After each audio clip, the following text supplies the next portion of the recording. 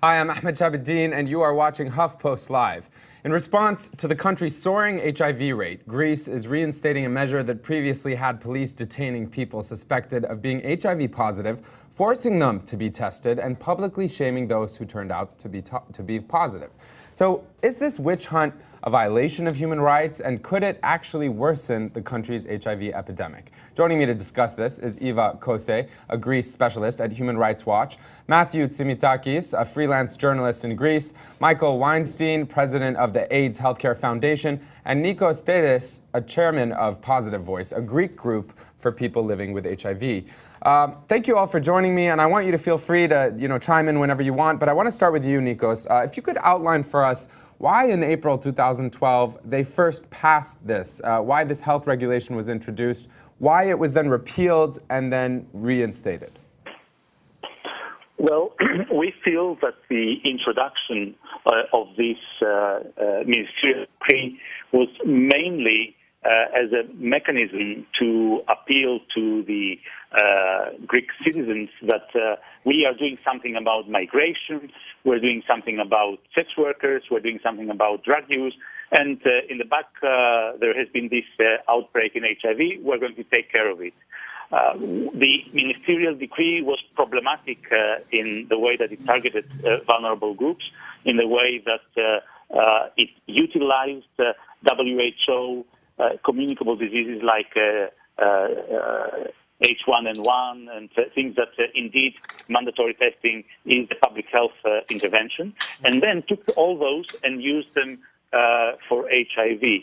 That resulted in the witch hunt that you described, forced detention, arrest, detention, compulsory testing without consent, and then the information be given to the police.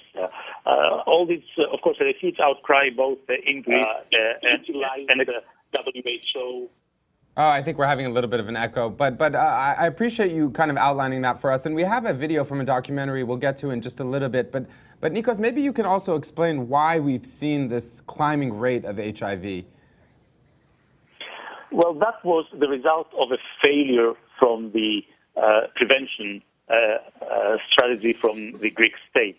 HIV among people who use drugs was less than 1% in 2010, and within 2 years it went up to 15%.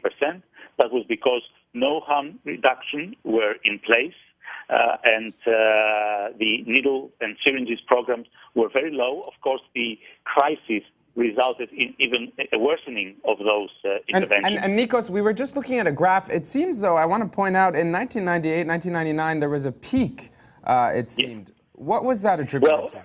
This was the introduction of HIV mandatory, it is just a blip in the system. Actually, it is when AIDS reporting was turned to HIV. So it's all back cases. It is not a true reflection of what happened in '99. And Matthew, you heard what Nikos had to say. I mean, does this resonate for you? I mean, what do you think is actually happening? When we talk about the public shaming, I mean, what was the police doing, and why is there a fear they're going to do this again? I know that they've suggested it won't be implemented the way it was last year, but what are your thoughts? Well, first of all, thank you very much for having me in the show. Nikos was excellent and very, very accurate. I think that there was a political goal behind this movement back in April 2012, and that was that the government needed to change the agenda and move the agenda from labor issues, from the austerity that was implemented back then, to security issues. So, by targeting possible HIV victims, but really by arresting people from the streets who are of all kinds, like drug addicts, prostitutes in some cases, homeless or whatever, and targeting them, they just changed the public feeling, they changed the public interest from austerity to security. And when we talk about austerity and how that factors in, I'm curious if there's anything, Nikos, that you can explain in terms of how austerity is connected to this. Well, I mean, it has affected, obviously, all services in Greece. And unfortunately, health is dealt as a cost rather than an investment. And anytime you cut from prevention you're going to pay double, triple, quadruple. This is what happened certainly in the drug users setting, and we had this huge outbreak of 1,500% increase within 1 year. And still, unfortunately, even though the European Center for Disease Prevention and Control gave very clear roadmap of what Greece needs to do, instead of introducing proven public health measures, they introduced these police interventions, which obviously are highly ineffective. And Ivan, when we talk about it being highly ineffective, from a human rights perspective, we have Malaika Jenna chiming in saying it's a violation of human rights. Can you imagine if this happened in America? What is the violation really at the heart? I mean, why the outrage by human rights groups? It's an obvious question, perhaps, but share with us what bothers you most. Well, I mean, this regulation is highly problematic. The right to liberty and security of the person is a bedrock principle of international human rights law.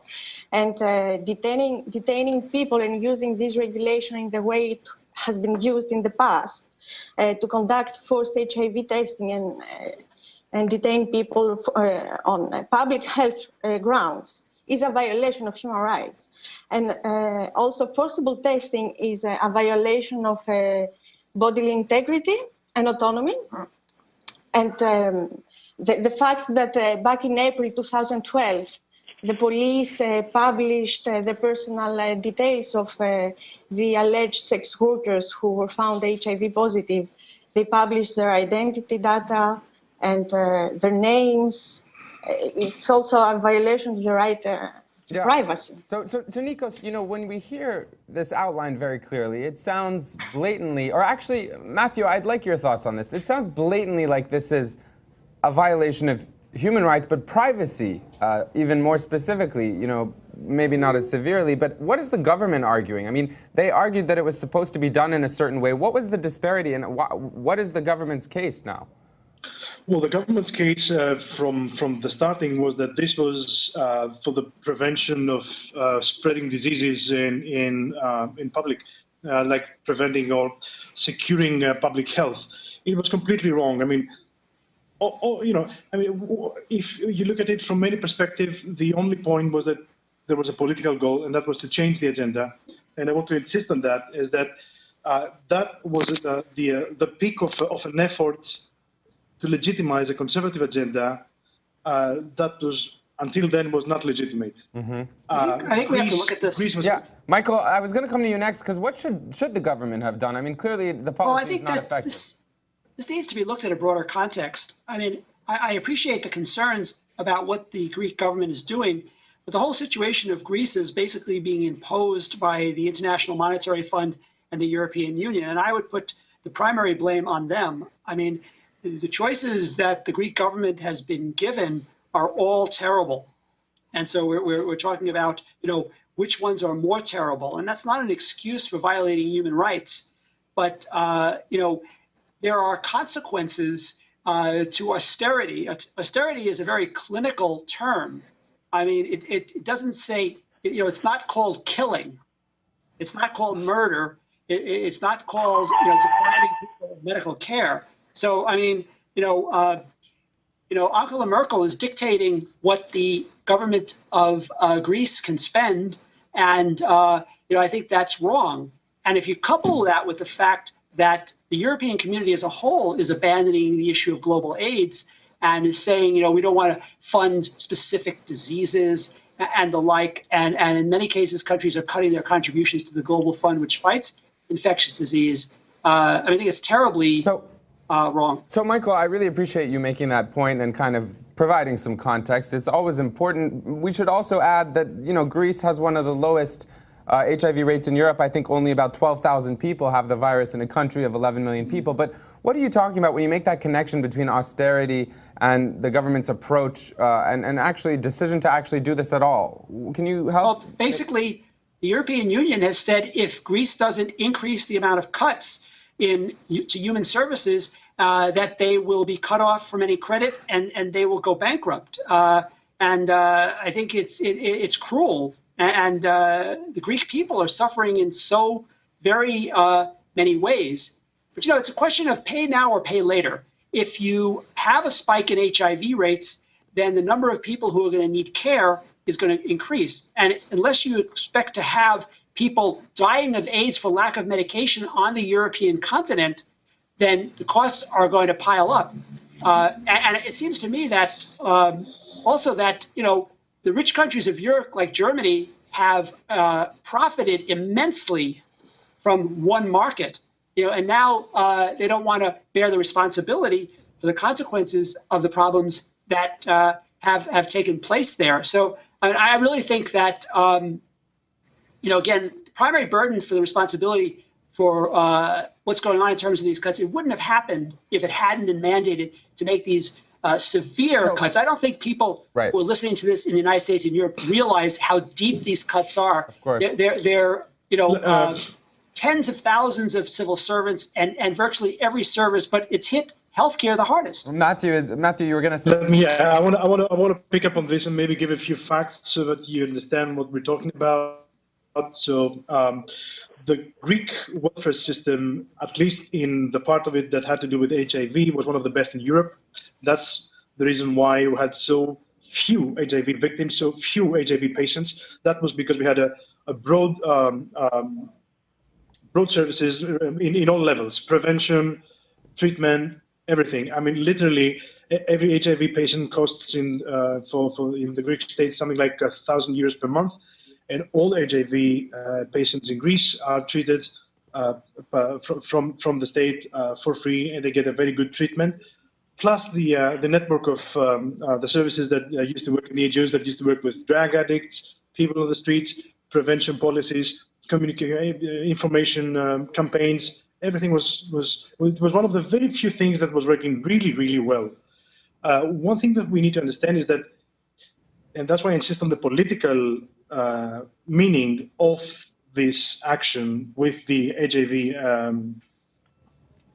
say they called them prostitutes, but they were not prostitutes really, the HIV patients, was that the whole network of social protection collapsed, and people went to the streets that were, they were not supposed to go to the streets. And they created a complicated situation on the streets, and I'm sure that Eva and Nikos will have more to say about it. And what the state did then was that it took advantage of that in order to change the feeling in the public, the public opinion's feeling about what was going on about austerity. Right. It's impossible to have that hard austerity and still practice welfare policies. It's just impossible. So essentially, Nikos, what we're hearing from Matthew and Michael with their anecdotes is that the 2012 decision came as a result of austerity, which we mentioned at the top. But what do you make of the broader point that Michael was trying to make about, perhaps the West or people like us, even the media, not understanding the severity of this and perhaps why the government felt they had to do this? Well, I agree with Michael that obviously imposing austerity measures has had everybody has now recognized that it was a mistake, even from the economic perspective. The IMF has regretted some of its actions. The effect in health has been seen across the board. We have now around 2.5 million Greek citizens uninsured. So we are indeed in front of a humanitarian catastrophe. Right. So all of those things play out. I will disagree partly with what Matthew was saying. Indeed, in Greece, the healthcare, the services for HIV-positive people were of very high quality, but the prevention and the policies around stigma and discrimination were never sufficient. So all these things conflated and resulted in the outbreak that we saw in 2011. Yeah, if I may just clarify this. I would like also to add another parameter. The fact that since, over a decade now, Greece has become the major gateway of migration into the European Union. And in combination with the economic crisis, this has changed the face of and the demographics of big cities like Athens. Mm-hmm. And since the crisis broke, we have a situation where countless undocumented migrants, but also, homeless people, unemployed people, are living in deep destitution in cities like Athens, occupying abandoned barracks.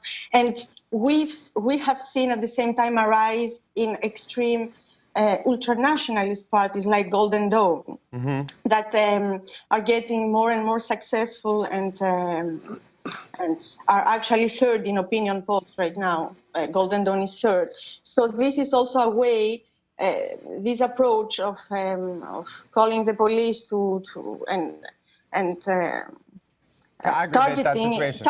targeting people who, migrants and asylum seekers, is a way like a communications campaign, let's say, to bring voters back. I appreciate you making that point because I see that Matthew's nodding his head, and there's a lot of misconceptions around who they're targeting.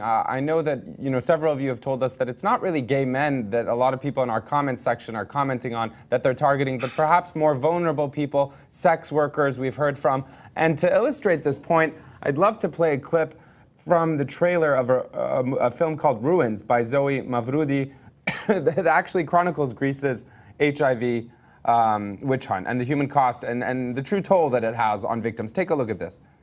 Let me just frame this for you a little bit because we're playing this from YouTube. And I didn't frame it properly. There we go.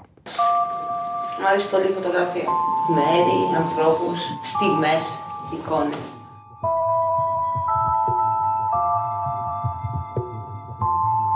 Δόθηκαν πριν από λίγο στη δημοσιότητα οι φωτογραφίες της 20χρονης Ρωσίδας, η οποία εκδιδόταν σε παράνομο οίκο ανοχής και πάσχει από AIDS. Εντοπίστηκαν σήμερα ακόμη 3 ιερόδουλες θετικές στον ιό του AIDS. Εκατοντάδες γυναίκες υποβάλλονται σε εξαναγκαστική υγειονομική εξέταση χωρίς τη συνένεσή τους. Έχεις τον ιό του AIDS. Αυτό δεν μου είπαν τίποτα άλλο. Και από εκεί και πέρα άρχισε η τραγωδία η δικιά μας. Πρώτη φορά είδαμε να ποινικοποιείται η οροθετικότητα και ανθρώπινα ερείπια να βγαίνουν με αυτόν τον τρόπο στις τηλεοράσεις. Δεν βρήκαν καμία να συναλλάσσεται με πελάτη. Άλλες από αυτές ήταν άστεγες σε κατάσταση βαριάς και μακροχρόνιας τοξικοεξάρτησης. Μου πήραν αίμα μετά από την κεντρική αρτηρία και οδηγήθηκαν στη φυλακή. Τώρα πηγαίναμε με τη συνοδεία της αστυνομίας και άρα κανείς δεν μπορούσε να μας αρνηθεί τον έλεγχο. Όπως κάνουμε και με τα σκουπίδια, τα οποία δεν θέλει κανείς στην πόρτα του, αλλά τα έχουμε όλοι μας μπροστά στην πόρτα μας. Να έρχεται η ώρα να φας και να έρχονται με γάντια και με μάσκες. Τότε είμαστε άνθρωποι πάνω απ' όλα. Δεν είμαστε σκουπίδια. Εγώ είχα κόψει τα χέρια της φυλάκης μου. Δεν άντεχα. Πρώτα απ' όλα τους έλεγαν γιατί. So that just gives you a sense of the severity and who they're going after. And I was wondering, Nikos, is there anything you could share with us about who they're actually targeting, why they might be targeting that, and the fact that this came right before an election, to the point that Eva, I think, was trying to make. For example, just this comment, sharing it with you, this is a comment coming in saying, this is nothing more than discrimination against gay men guilty for being gay. Is that actually true?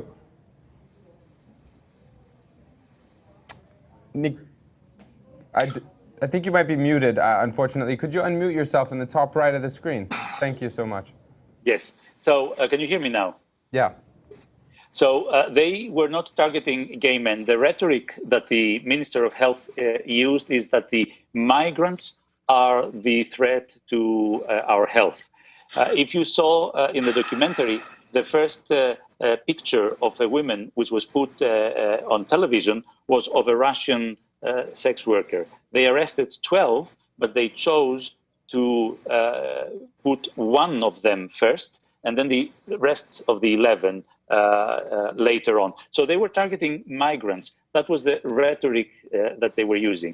What they actually did was arrest women who were in the streets, who were none others than the victims of the HIV epidemic in the drug users. Right. So the same ones who were the victims of the negligence of the state were now being arrested, prosecuted, and ridiculed and dehumanized.